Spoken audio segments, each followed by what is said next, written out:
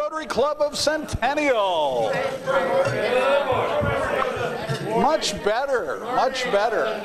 Would you please take a moment and thank you very much. Ms. Henshin, would you like to inspire us this AM? I will. Let us pray. May those assembled here today enjoy the many offerings of Rotary. May we abide by the rules we have established, those of trust, fellowship, and ethics, and may we place service above self in our daily endeavors. And may we always test ourselves and our efforts to be sure they are the truth, good for all concerned, of benefit to mankind, and provide peace and understanding. Amen. Amen. Mr. Jackson, would you lead us in the pledge, please? Sure. I pledge Allegiance to the flag of the United States of America and to the republic for which it stands, one nation, under God, indivisible, with liberty and justice for all. Very nice. Barb Medina, I believe you have the Rotary Minute. I do, and I'm even prepared. So I have the Rotary Minute, and luckily the Rotarian came yesterday. and generally when I look at the Rotarian, I just kind of flip through and look at the pictures. Well, this month is a good month to do that because they have their annual photo contest. So there's some really cool photos in here. But I did actually sit down this morning and read a couple pages. So there's also an article in here about child brides in India and Pakistan with pictures, which is really cool. There's an article about albinos in Africa and how they're discriminated against. There's a travel company in Spain that did that trail in Spain. They did it, yeah, that one. Yeah, Rio Elena Trail. And they led some Rotarians on the trek there and donated the entire proceeds from the trip to the club for their use in Rotary. So there's some good articles in here and some really good pictures. Great. Very good. Thanks, Barb. And just so you know, you can opt to have the Rotarian delivered to you electronically. So if you're interested in saving trees, get in contact with RI. You can find the contact information on the website. Takes a couple emails back and forth, but you can switch to electronic if you so desire. I want to take a quick moment to thank again John Peterson for setting up. John, you're always here, even with the... Is the kidney stone gone? You're really smiling today. Very nice. Very nice. You don't have that furrowed brow today. You look happy. But thanks for setting up along with Dr. Paul and Phil Chaporis. And then Doug Hanna has takedown today. Trip Butler. Where's Trip? You did an outstanding job greeting today, Trip. Thank you very much. I felt well greeted. Jeannie Henshin, great inspiration. And Alan, thanks for leading us on the pledge. Do we have any visiting Rotarians today? I didn't see any. No? Okay. We do have some guests. Linda Cunningham, who is one of our prime timers, is here. Linda, stand up. Everybody give Linda a quick round of applause. Thank you for coming. And then Ginger Matson, did I got that right? She's visiting. She's from the Arapahoe Library District as well. Stand up and be acknowledged. Nobody bites. She's going to kind of help us with marketing in Tim's year, which is really exciting. We're turning into a big boy club, a big boy and girl club. And then, of course, another visitor, Jessica Seidner, is here today. Thank you so much.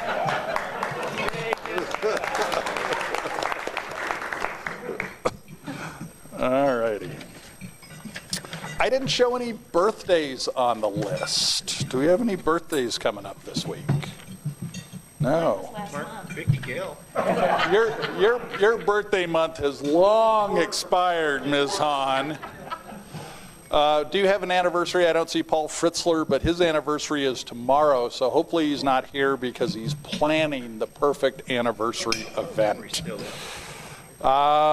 Samantha Johnston, would you like to talk to us about our opioid event this weekend?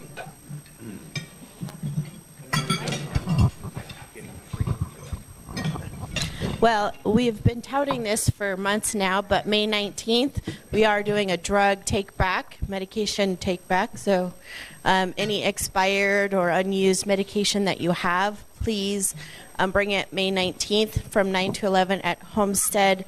It's at Village number 2. So if you don't know where that is, I will go ahead and send out another email with the location. It's also on our website. So, and if any of you can come and to represent the company or our club or company, whichever, I'm in organization company mode. I would appreciate it. I originally was going to be there along with David. However, I have a family situation and I'm leaving the state in the morning.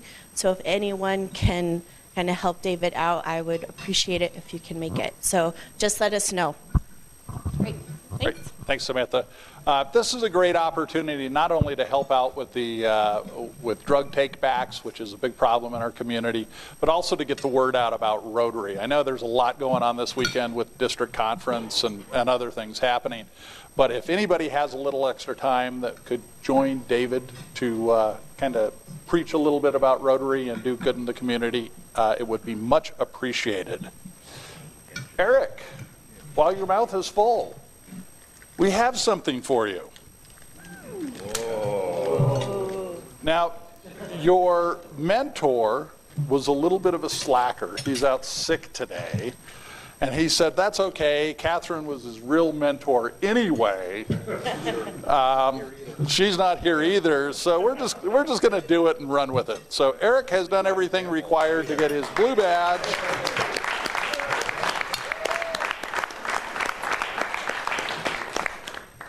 And we recycle these. We just slide your name out of the back. So congratulations. You're a great addition to the club. All right, thanks. And then where's Kevin McKessie? I saw Kevin. There you are. So let's work on this. We've got like just two things related to the website for you to do to kind of learn some club stuff. And then we'll get you your blue badge and get going on that. Get that taken care of. Matches your suit. Have you completed your list? Who's your mentor? She has one thing left. All right. No wonder Well, you're not completed. don't let her slack. Push her. I've been slacking. No. I want to be the longest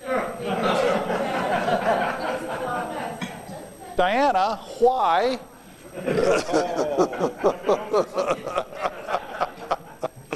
All right, we'll get you go. Maybe we can get you up there next to Kevin and kind of do two blue badges at once and get going on that.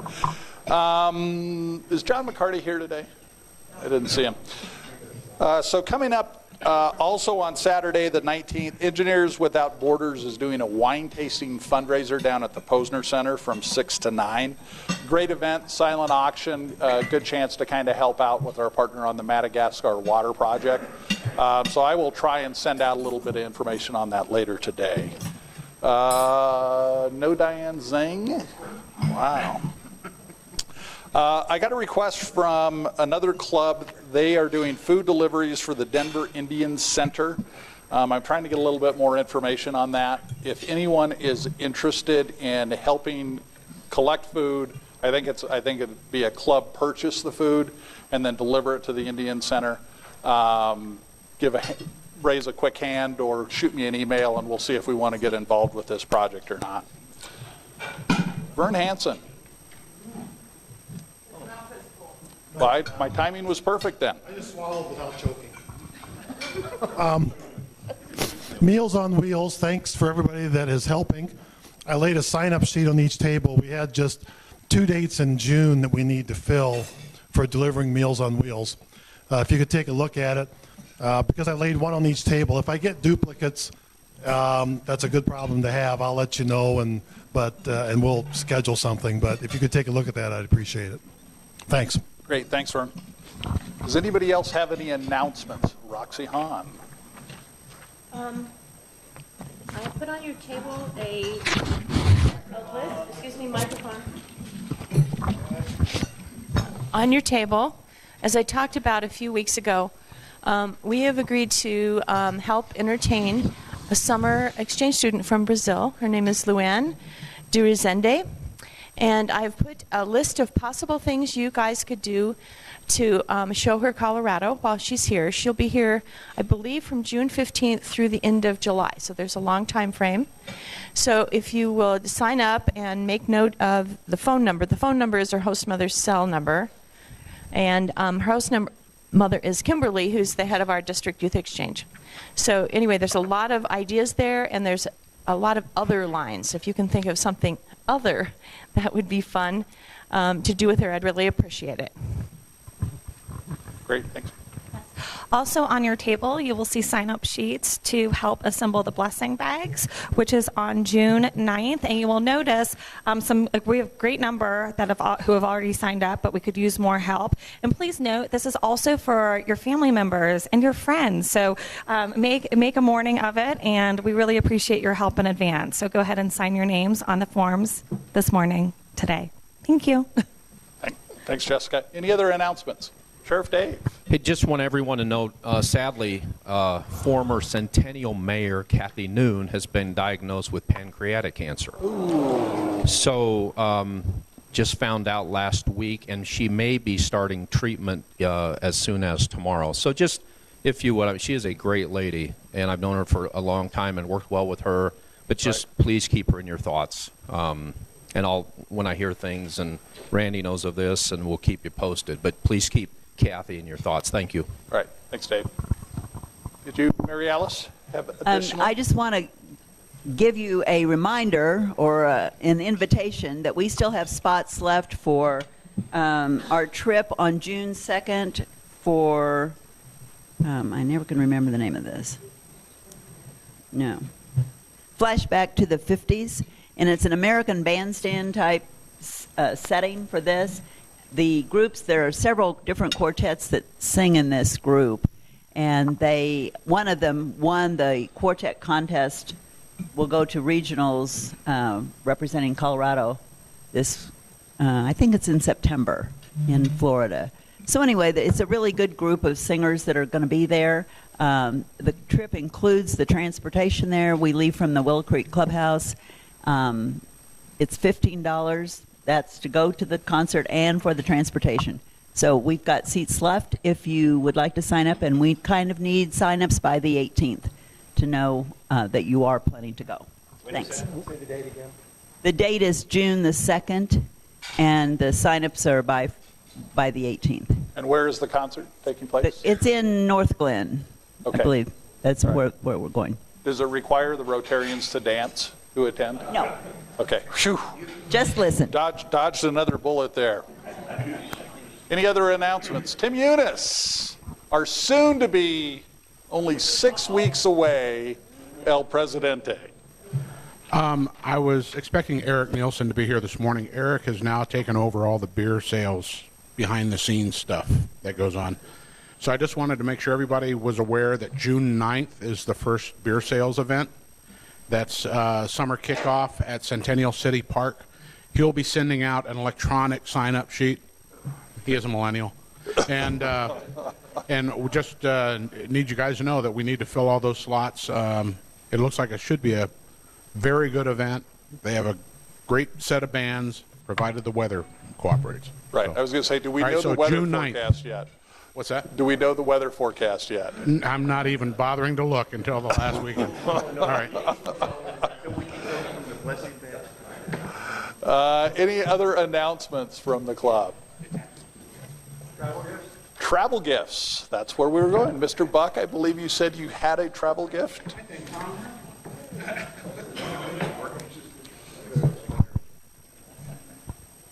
Yes, my wife and I took a driving trip as far as Telluride. We went through, stayed overnight in several places, Salida and so on. And it's hard to find good coasters anymore, but anyway.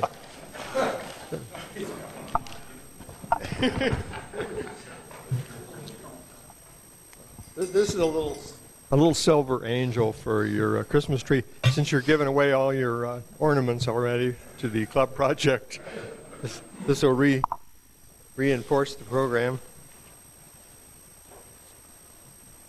And this one's a little different. It's praying, I guess. So that'd be appropriate for many of you. So that's what we have. All right. Thanks, Tom. Any other travel gifts? Mr. Livingston. Oh, I see alcohol. So let me set this up properly. So my wife and I took not a driving trip. We actually flew to California, rented a car, and split 8 or 9 days between Yosemite National Park, where neither of us had ever been, and the coast in the Monterey Carmel area. And so we spent the Yosemite nonstop hiking. It wasn't that I wasn't thinking about Rotary, but I wasn't getting any gifts in Yosemite. So we got to Carmel and realized that there was nothing for sale in Carmel that we could afford to buy and give to Rotary. So as our fallback plan, we brought wine, this lovely collection of 2 reds and 2 whites from Monterey County. So some of these are from the Salinas Valley, some are from Carmel Valley. Now, lest you think that I toted this home on the plane, the good news is if you find yourself in possession of this little bag of wine and you like one or more of these varieties, you can replenish this bag at Davidson's.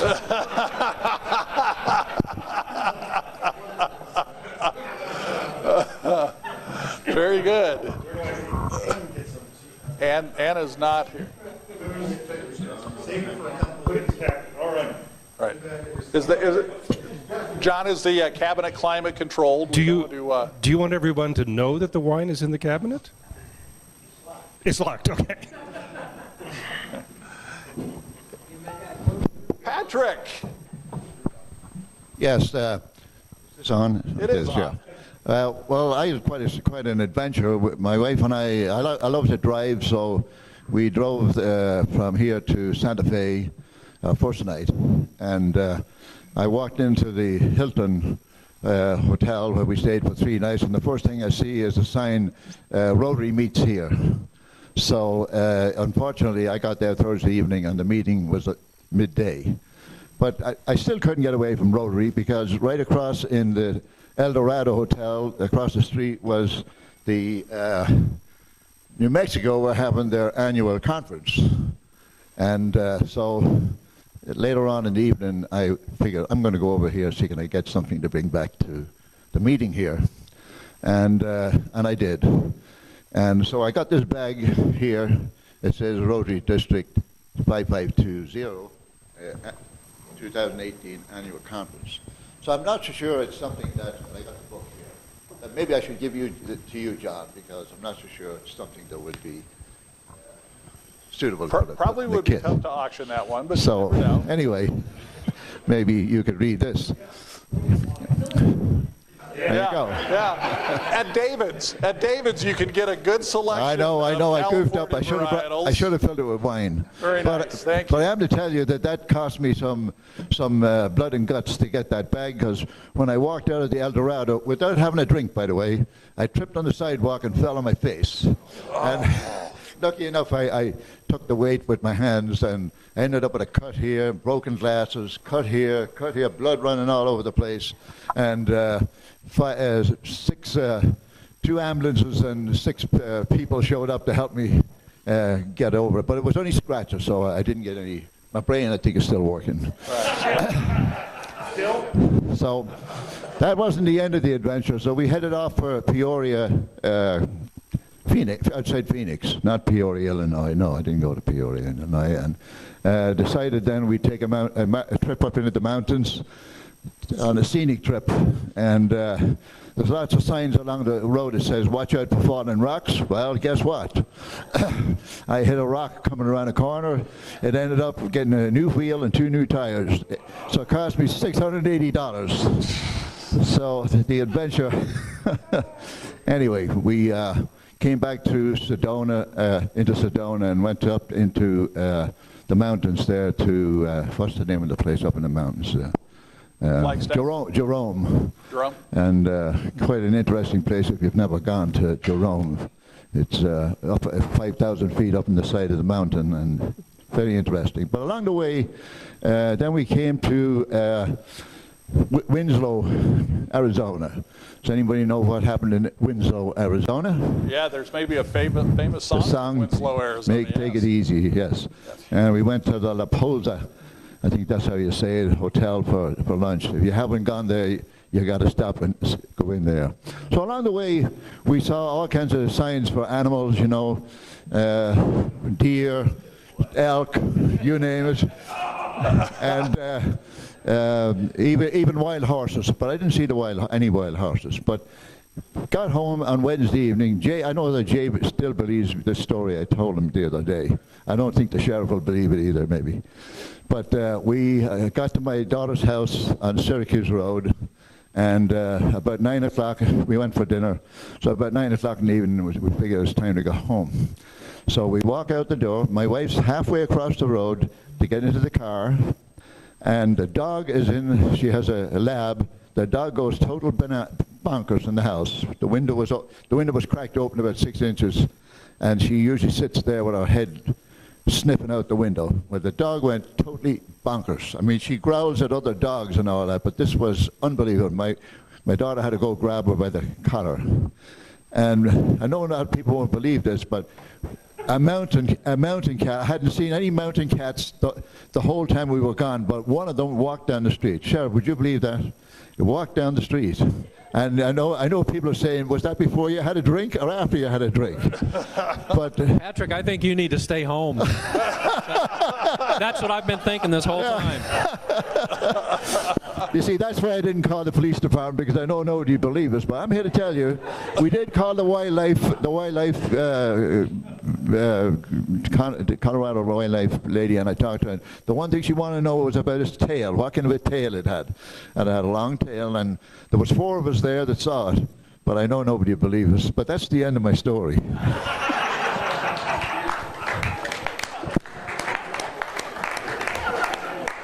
Well, Patrick, first of all, I think you ought to fly on your next trip. I'm just saying, you might want to leave the transportation for somebody else. And as far as your little incident, crashing and burning, several people mentioned that you looked far more handsome today. So I don't know if that had anything to do with taking the header or not. Any other announcements, pleasant stories? Mr. Hansen, I believe you're doing Happy Bucks today, aren't you? Why don't you make us happy? Happy Bucks. I'll start it off. I also have a travel gift, but I left it at home, so I'll have to bring it next time. But my wife and I, in the theme of travel, also did a trip last week. We did 6 days on the road up to Grand Teton and Yellowstone, and had a wonderful time, 1,641 miles. I love to drive, tunes on the radio, open road. It was just a very relaxing week. My happy buck is because saw lots and lots of wildlife, didn't hit any. Tons of buffalo up in Yellowstone, including ones that just walk right down the road. And in spite of the fact that my wife wanted me to open the car window and take a picture of the buffalo about this far away from me, I didn't, and I'm happy that I didn't get my car head-butted by a buffalo. So anyway, happy bucks. Who's happy at this table? I'm just really happy to have Ginger Matson with me. Ginger and I have worked together for about 10 years, and she, for those of you who visit Arapahoe libraries and you go in and you think, oh my gosh, the posters and the marketing, it's so fantastic, the website, Ginger's responsible for all of that. She is so incredibly talented, but also she's just an absolute joy and such a great friend, and I definitely couldn't do my job without her, so I'm so glad that she's here today visiting us. I'm sorry, what? You time that perfectly, don't you? Every time, maybe. I don't know, we'll have to see. I have 3. One is hoping everyone had a great Mother's Day. I did. I spent it with my mom and my daughter in Fort Collins. Had a great time. The second one is also in Fort Collins. Had a great book club. And this book was a real tearjerker, so we sobbed all the way through our book club. So I recommend the book, and it was great. And then the third one is I'm at Rotary, and it's Tuesday. It's a great day. Great. Mr. Bob. It's Bruce. This is to my wife, Joan, and to all the other wonderful mothers. I hope you all had a happy Mother's Day. Thank you, thank you. Anybody else at this table? Aha. Putting in 20 today, but I only have 2. Catherine and I successfully closed on our house this past week and are moving in this week in earnest, but won't have to wait on some furniture, so we won't actually sleep in our new house until the 2nd of June. But and the second thing is heading down to Denver Convention Center later on for Colorado World Trade Day, and Sierra Nevada Corporation, my company, won the Governor's Award this year for export and excellence in exporting, so we'll be accepting that award today. Very nice. Congratulations. Jeannie. I have 5, and welcome, Eric, with his blue badge. You're carrying on the family tradition here. All the families in the club. The rest of you can't say that, can you? And I'll tell you about Eva Doyle in a little bit. And also, Patrick, I loved your story. And I heard your story out in California. Years ago, we did that. We were going to go play golf at Pebble Beach. We bought a golf ball instead, and we called it our $250 golf round because that's what it cost to play 18 holes. And that was 20 years ago. I don't even want to know what it costs today, so I understand that one. Anybody else? Oh, got one over here. Samantha. I have 2. One is that it's Rotary, and I'm excited. And 2 is for Patrick's not story, but real life experience, which just put a huge smile on my face because now I'm not the only one that has those things happen to them. So. How about over here? Jay. Yeah, I got $2. One is for a little plug for Meals on Wheels. When you think you're too busy in life and you're having a bad day, go deliver meals to 15 people that can't leave their homes and don't have legs and things like that. It's a real eye-opener. Makes you really grateful for everything you have. So plug for Meals on Wheels. You should do that. Second $1 is anybody can show me a picture of a cougar in Denver, I'll give another $1. So.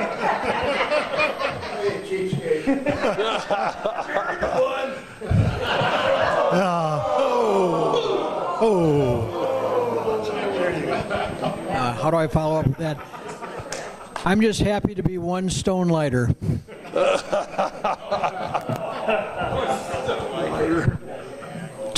Two happy bucks. A few months ago, one of our daughters-in-law was here and spoke to Rotary about Health One and the work at Centennial Medical Plaza. What Hallie wished she could have told you that day, which is now true, is that that corner is going to be more fully developed into a full-blown hospital. The second happy buck is Hallie will be the chief administrative officer of that facility. Very nice. You get to the head of the line when they in the ER, right? Okay. Anybody else over here? Happy bucks back here. Oh, Pat. Yeah. Okay. What? No, you should be paying me $1. Anyway, one is that I survived the falling rock, and the other one is that I survived the mountain lion coming down the road. And in case any of you didn't, at least one guy believed me, was the sheriff. He's gone out to report it to see can he find it. Happy? You need 18? Yeah. Again, I'm very happy to be here, and I love everybody here. That's all I can say.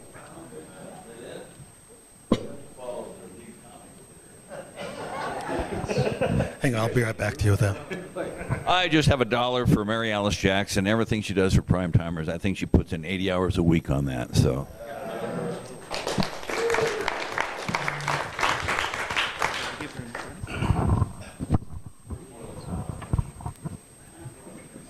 Okay.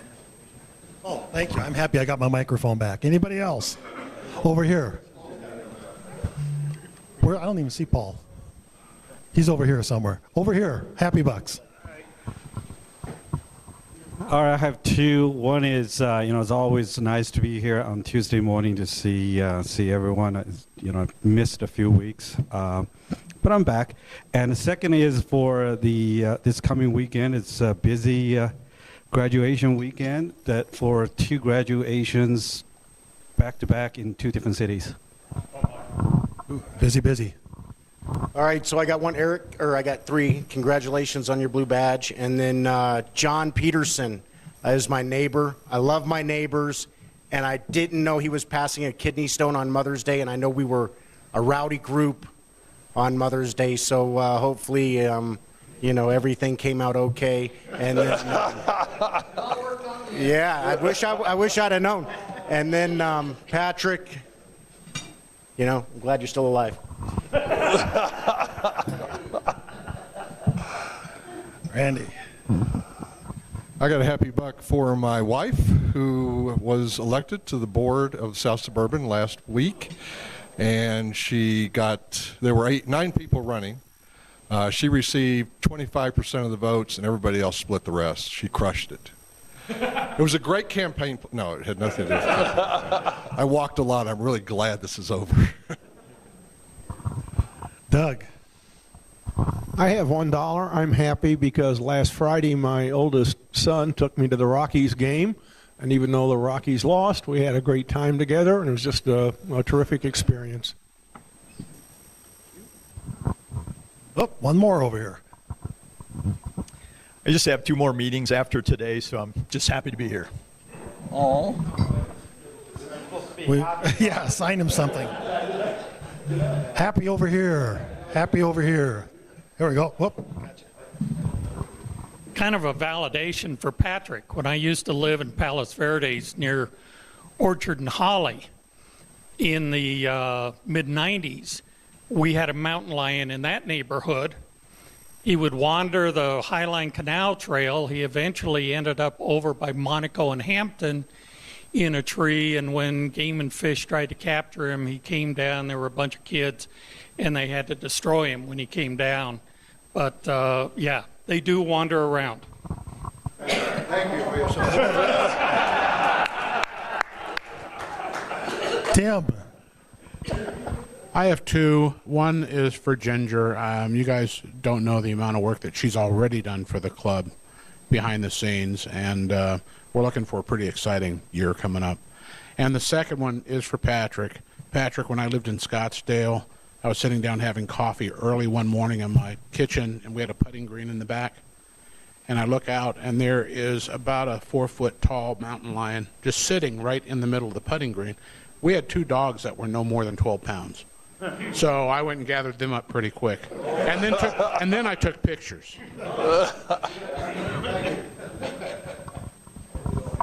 Well, I've got $1. Vern, oh, come on. Jaws of life. Well, Vern's story about the Yellowstone and the buffalo reminded me that I was up in Yellowstone last year, and I learned a lot about buffaloes and their disposition. And I learned that, if you see a buffalo, like you get close like Vern did, and his tail is down, that means he's in a very calm state, and you don't have to worry about anything. But if his tail is sticking straight out, that means that he's really ready to charge, very agitated and so forth. But the most dangerous time is when his tail is straight up, because that's when he's ready to discharge. We saw a lot of natural discharge sites. Anybody else? Anybody else? Going once, going twice, going to you. Sold. Okay. I've got 3. One is we did manage to go see the Rockies win last week. I think the one game that they did win.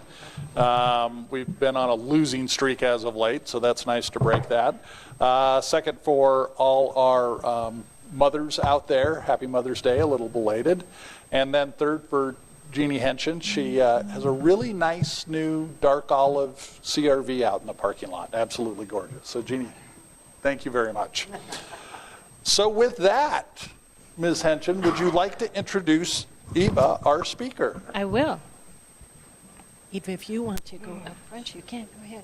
This is Eva Doyle, and she's been sitting here with Eric discussing, because they both, Eva and her husband, have worked for the government for many years, traveled many places, and she worked with contingents where Eric has been. So they've had a little conversation about that. But Do you ever wonder why there seems to be so much anger these days? Do you wonder how some manage to stay civil and positive? Do you want to just go hide in a bowl of ice cream? That sounds like fun. If you can answer yes to any of those, you're in good company. Eva Doyle thinks about these things a lot. She spent her 30-year career in technical environments and has written a book called The Reluctant Leader, From Technical Expert to Human Expert. She wants to help our technical experts become exceptional leaders, the kind who can nurture not only ideas, but also the people behind them. She has an MBA from the University of Maryland. She's lived in Germany, Australia, and England, and though she now calls Colorado home. When she's not working, she's knitting, traveling, or playing with her Cocker Spaniel. Please welcome Eva Doyle.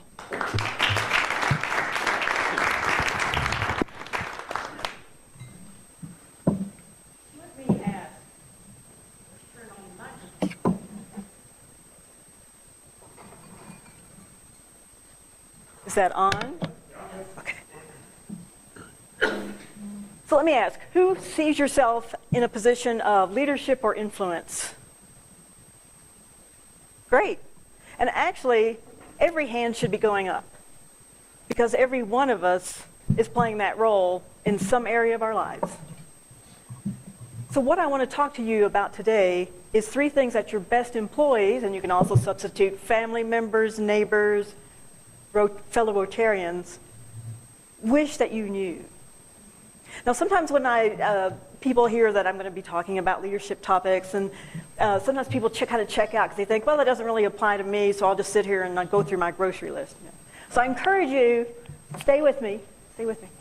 I think you'll find that there's some things for anybody to learn. So the first thing that your best employees, favorite family members, etc., wish that you knew, wish that you would do, is like yourself a little bit more. Now you may be thinking, like myself, what do they care? What's it to them? Just between me and me. But the thing is that the more that we like ourselves, the more we can extend that to other people. Let me give you an example.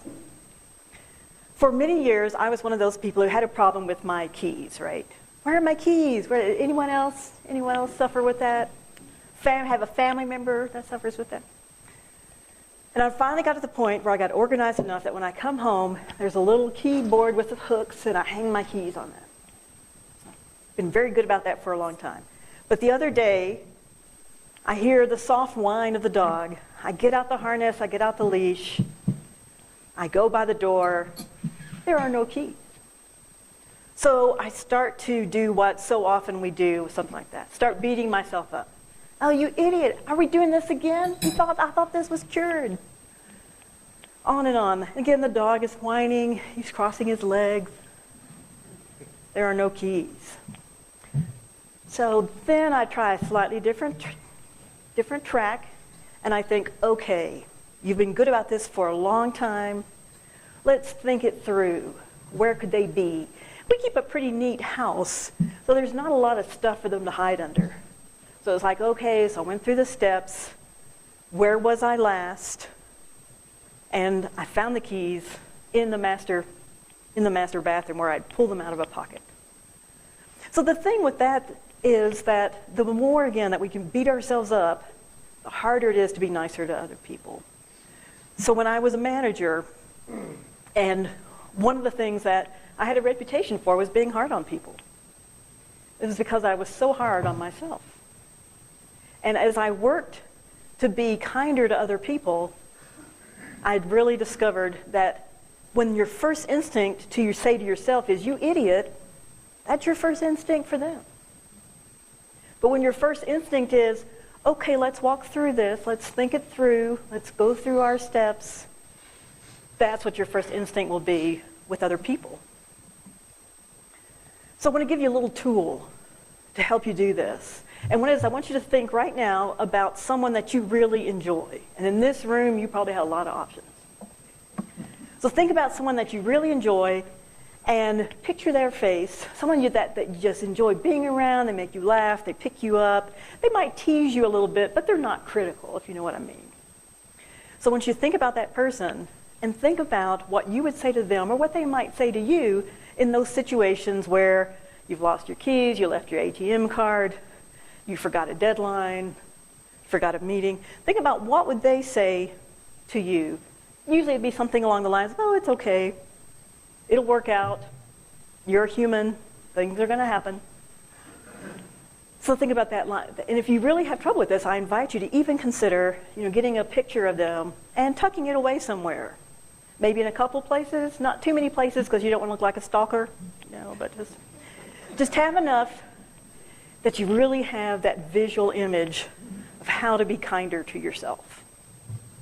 So the next thing that your folks wish that you would do is that you would really listen to them. Now, the thing often when I talk about listening, sometimes people kind of start squirming a little bit because we all know we could be better listeners. You never entirely get there. It's kind of like being humble. When you say, oh, yes, I'm a great listener, it's kind of like saying, oh, yes, I'm extremely humble. So probably not, right? So listening is just something that we struggle with. We have a lot of shortcuts to help our brains process things. And often those shortcuts can get in the way of really, really listening to people. And even more so than listening, it's really helping people feel heard. So sometimes when I talk to managers about listening to their employees, and I can just see the look on their face, I don't have time to listen to everybody who walks in for hours. I'm not a therapist. And I get that. The trick is to listen to people so that they feel valued and validated. That doesn't mean that you agree with everything they say, but that they feel like they have been heard. So another quick story was in one organization, I went from being the top trainer to the training manager. And my boss got kicked upstairs, and we were chatting about the department and so on. And there was one employee we had, and he said, oh, we just got to get her confidence up. Because she would often, when we were presented with a training project, she would come up with all the things that were going to go wrong. Because we did technical training, we trained software, we trained customized software, which means, you never quite knew, what was vaporware and what was really software. So she would come up with all the things that could go wrong. And so I didn't think it was a matter of confidence. I thought it was just a matter of she just had that naturally kind of cautious personality, and that, it wasn't trying to make her feel more confident. What I had noticed that he would do was whenever she would bring these things up, his body posture would just kind of stiffen, and he didn't actually roll his eyes, but you could tell he wanted to. And he would just kind of, sort of try to poo-poo minimize everything that she said. So when the time came up and I had to send her to Chicago, and I took her in to the office and I sat down and kind of out of desperation, this kind of accidental management, I said, okay, I really need you to go to Chicago. The client there loves you. And I just spit out all the things I could think of that could possibly go wrong. And by the time I had finished, I had convinced myself, oh, we should never do this. But I listed all those things and I said to her, what do you think? And she looked at me and she goes, oh, I can do it. And I was so shocked, I went through all the things again. And that time she looked at me and she said, I can do it. And I thought, well, okay then, I'll just shut up and you go do it. But she felt heard. And now, like I said, it wasn't any management brilliance on my part. It was just, but I realized that was the difference. She felt heard. She felt validated. She felt valued. She felt like that those points she brought up mattered, because they did. And they were no longer showstoppers because she felt like, okay, these legitimate issues that come up when you go off to train software, you'll notice I'm not using PowerPoint. But the legitimate things that come up with software, it's a real thing. So a key to helping people around you feel heard is, I'm going to give you another tool. And the first one would be to look up.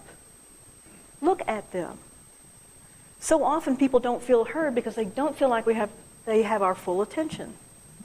So whether it's a computer monitor or a phone or whatever it might be, I would say a newspaper, but Not too many of us read those anymore. Look up, look at them.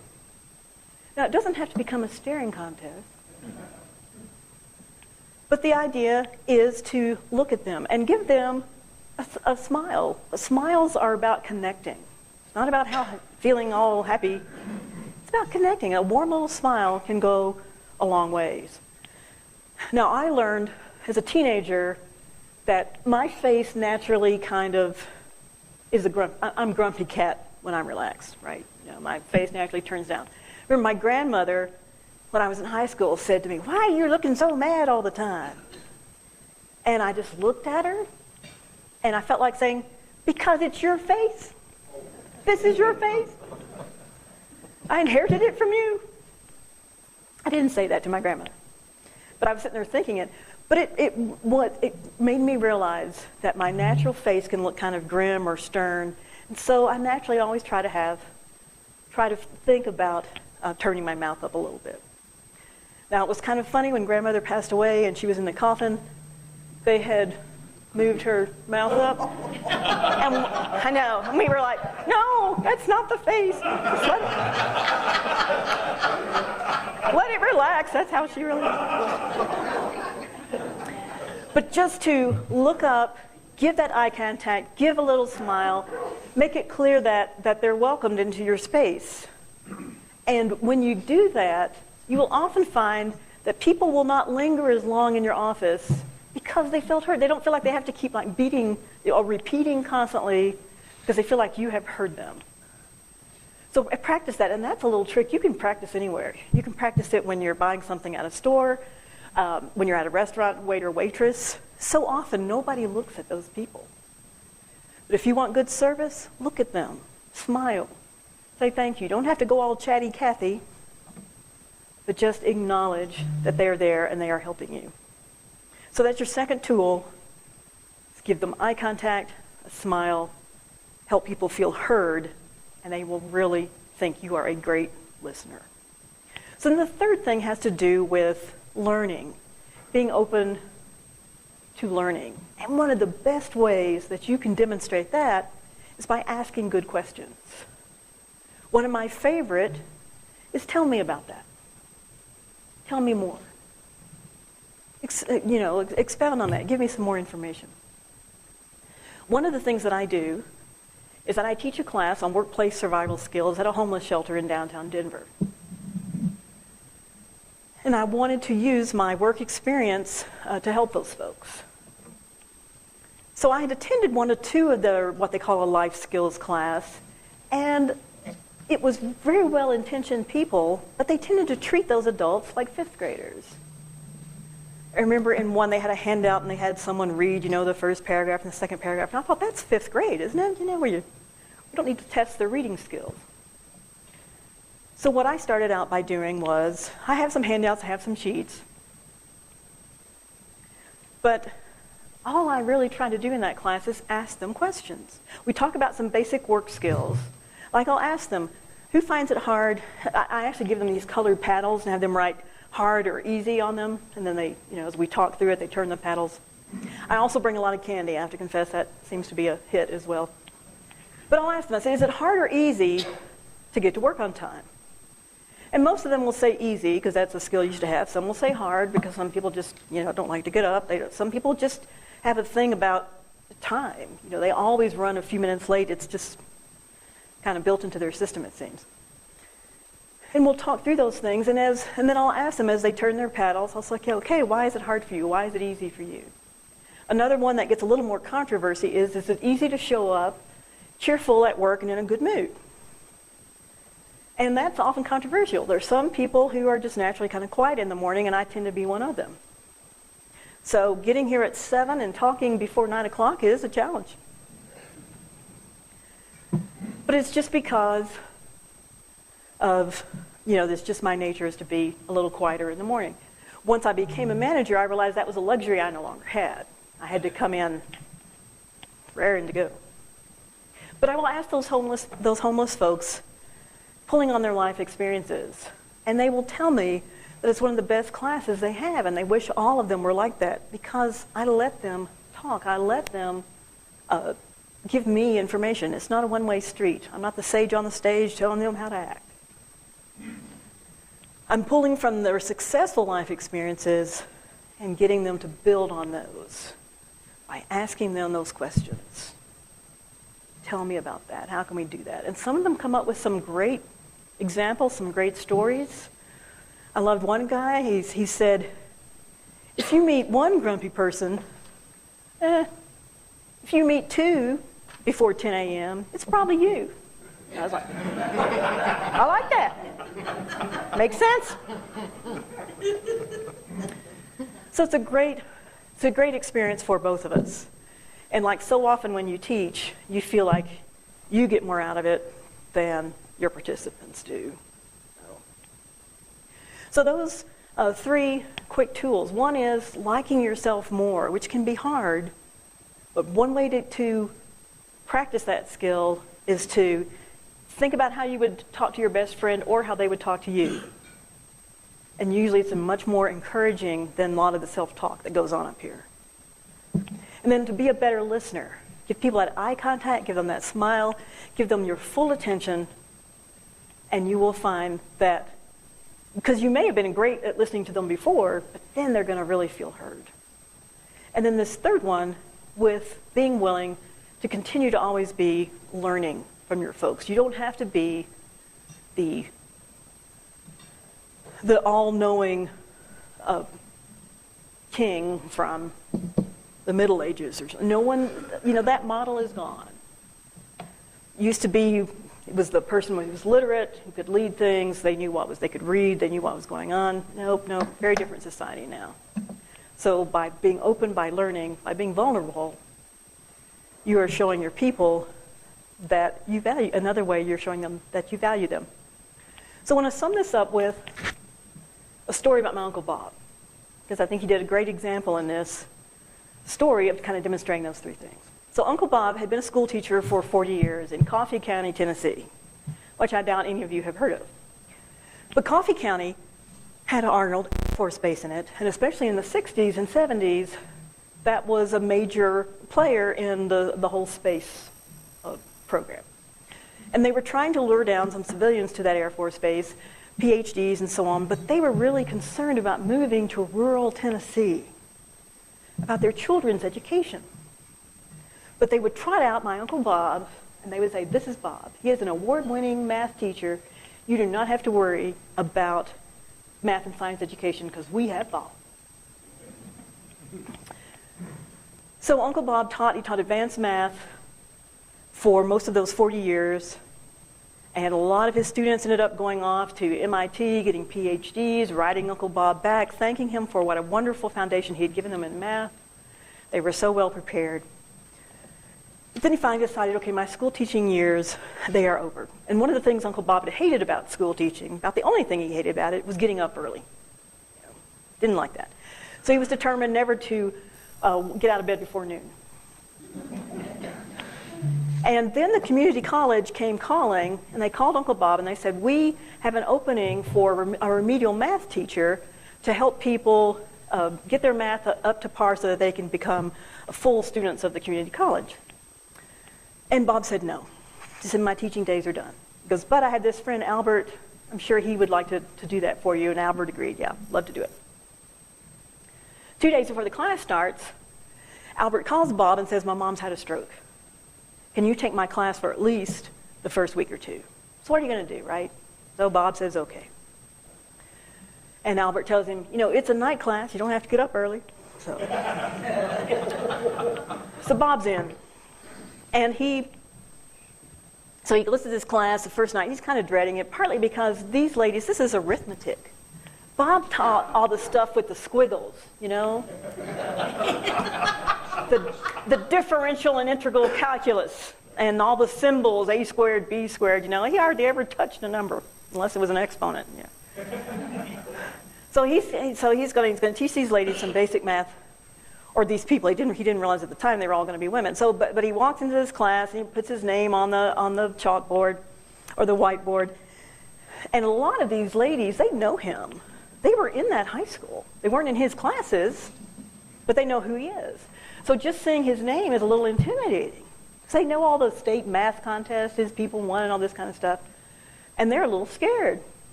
And then Bob turns around and he realizes his entire class is female.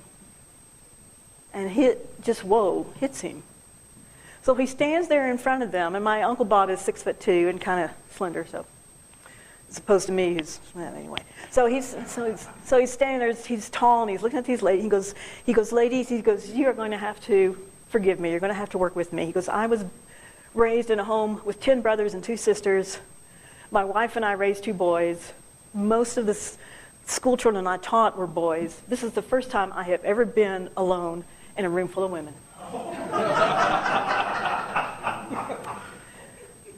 And they kind of laughed, and they sort of looked at him, So he starts doing some basic things that he's got from the syllabus, and he turns around, and he's got a couple of expressions looking at him, So he thinks, okay, I may have to do something a little bit different here. But he gets through the first night. And he's intrigued enough by what happened that he makes some phone calls, he starts doing some research about, teaching adults what he considers to be, 4th grade stuff, if that. And he comes back in the next week, and he's all ready, and they go through some more things. And the class continues to roll. And Uncle Bob just keeps working. He's determined no one is going to fail fractions on his watch. And he starts pulling on their life experiences. Because so many of his ladies have worked in service jobs. Waitresses, hairdressers, things like that. And he knows they know some of this stuff. They just don't realize it. So he says to one of them, he goes, give me an 18% tip on a $30 bill. And she spits it right out. And he tells her that was a decimal. And it's like, it was? Yep, it was. So he keeps starting to build on all those kinds of things with his ladies. And the other thing he discovers, the difference between his ladies and his boys, is that women bake. So every night, every class, he would come in and there would be a little bag of cookies or a pie or something like that. And tall, slender Uncle Bob is starting to get a little belly. So my Aunt Lois is starting having to farm out all the food. And then about halfway through the semester, he says to my Aunt Lois, he goes, I'm surprised Albert hasn't called. And she goes, oh, he has. And Bob kind of looks at her and she says, I told him you haven't had this much fun in years. And that you could just keep, that he could just keep taking care of his mama and you were taking care of his class. So Bob went through and he finished the semester with his ladies. And he continued to teach at that community college, I think, for another 5 years. And he told me, I never learned to teach until I met my ladies. He said, I may have been taught school for 40 years, but those boys, they were so smart, and my girls too, because he had a few girls. He said, all I had to do was get out of the way. But my ladies, I really had to learn to teach. So to me, some things about that. First of all, Uncle Bob naturally liked himself. He didn't have a lot of negative chatter going on. So he could be really open to these people, especially these people who were so different from what he had worked with before.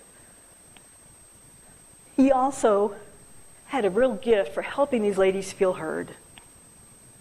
Pulling on their life experiences. And then in terms of, he was very good too at asking questions in terms of how can I help them learn better? Not they have to come to me. Not we're going to, work on calculus because that's my favorite topic. No, is how can I reach these ladies? How can I teach them? And it was a totally different kind of awakening for him at the age of 65. But a very cool example, I think, of someone who was able to pick up those techniques, and run with them. So I'll tell you, like yourself more so you can give more to others. Be a good listener by giving good eye contact, helping them feel heard. And keep always open and vulnerable. Keep asking questions. And if you are doing those things, your 3 best employees are very happy.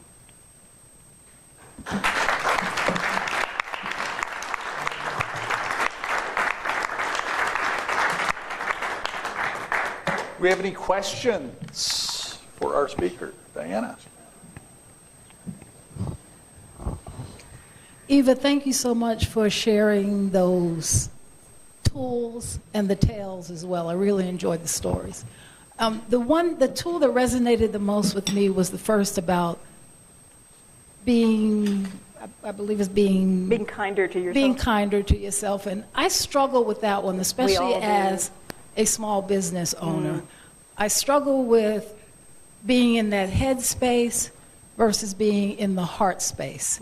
I feel that as a manager, it's my responsibility to teach accountability, especially to young people nowadays. So I often find myself letting things go where I think sometimes I shouldn't be letting things go because I'm trying to be kinder to the employee and to myself. What advice can you give me in terms of when I get that gnawing in my gut that's telling me, you really need to be a little tougher on that employee as opposed to, being kinder to people? Well, first I would trust that gut. Because that is telling you that you've let a boundary slip. And I think the thing to reestablish that is that you can keep that kindness, but also the firmness is to say, so let's just say for an example, someone who's consistently late, is that I really need you here, on time.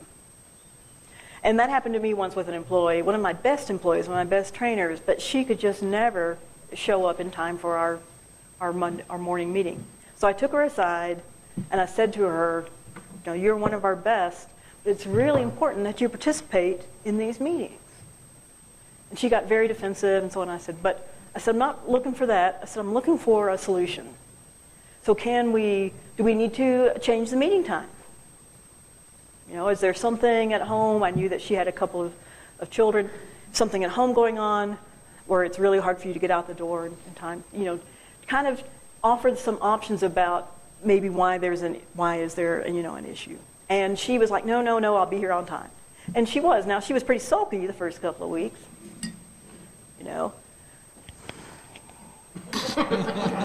Sitting like that at the meeting table.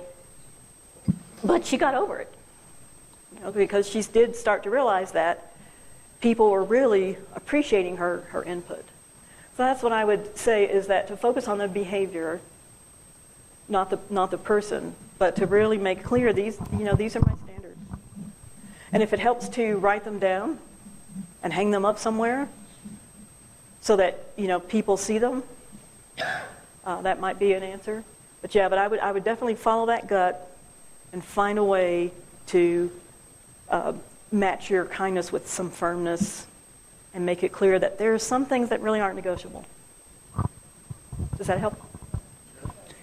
Eva, tell him she did write a book, and she brought some books that are back here. So if anyone is interested, there's books on the back table. Yes, and I will say that cover at the time, I didn't realize kind of foreboding it looks, because sometimes I given people the books and they look at it like I've just handed them a plate full of kale. Like they know it's good for them, but so there's actually, if you enjoyed my talk, there's actually is a lot of humor in it. So it's not quite as grim as its cover might. How about one more question, if we've got it?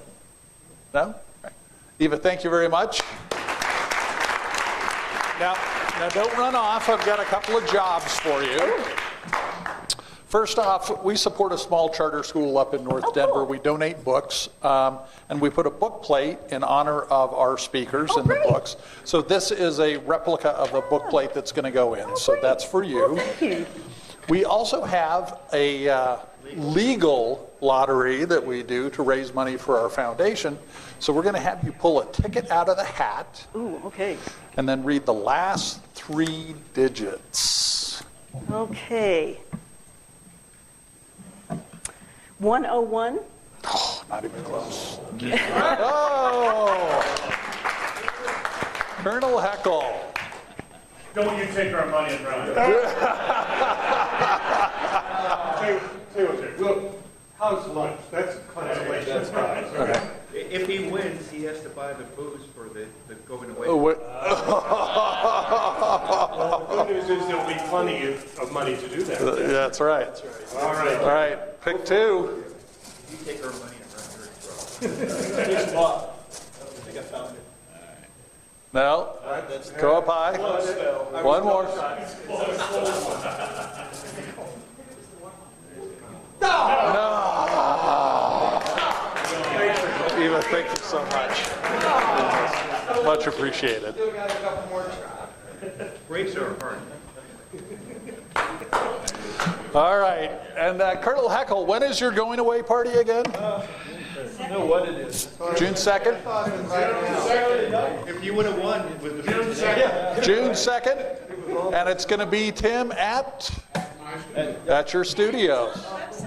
And it's on the website. So hopefully we can get some good attendance to that to send off Kevin. We're definitely going to miss having him in the group.